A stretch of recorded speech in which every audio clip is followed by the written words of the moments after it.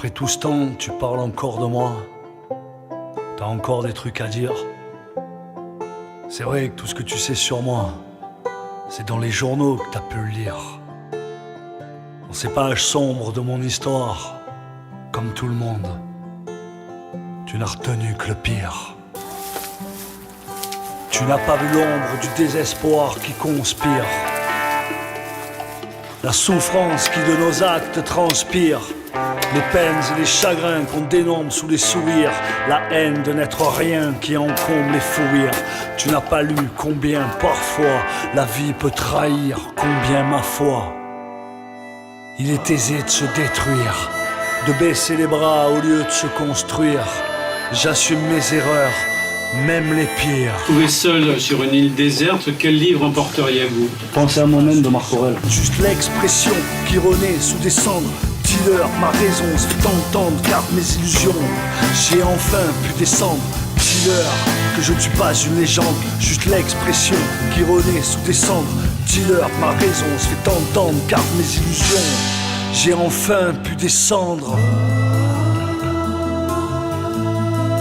Monsieur Pagan se pose la question, ils se disent mais c'est quoi ce Pagan? Qu'est-ce que ça signifie? Alors explique-nous un petit peu. Conscient que le temps perdu ne se rattrape jamais plus et qu'au final le temps de l'enfance est aujourd'hui révolu. Mes souvenirs confus, mes rêves de gloire déchus. Dans les cachots il fait noir, ça, je m'en étais aperçu. Pas parce que tombe le soir, mais parce que sombre devient la mémoire et qu'un esprit ainsi assombri devient un mouroir. Dis-leur de mesurer la chance de ne pas connaître les prétoires. Dis-leur que dans l'existence, on est tous en provisoire.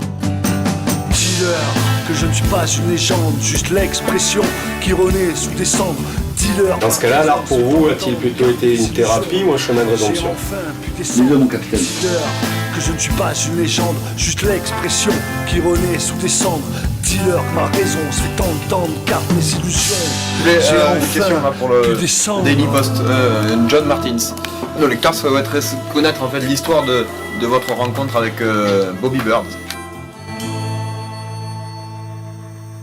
La résultante en est le cri et le silence. Une démence à l'écrit, une provenance du QI, une conséquence de la vie, toujours palpée, l'infini. La tête dans les étoiles, rêveur par appétit, mais conscient que c'est la vie qui me fait pousser des cris. Dans mes écrits, je décris mes tumeurs.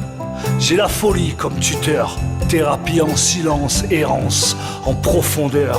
Même silence, souffrance, je reste à la hauteur.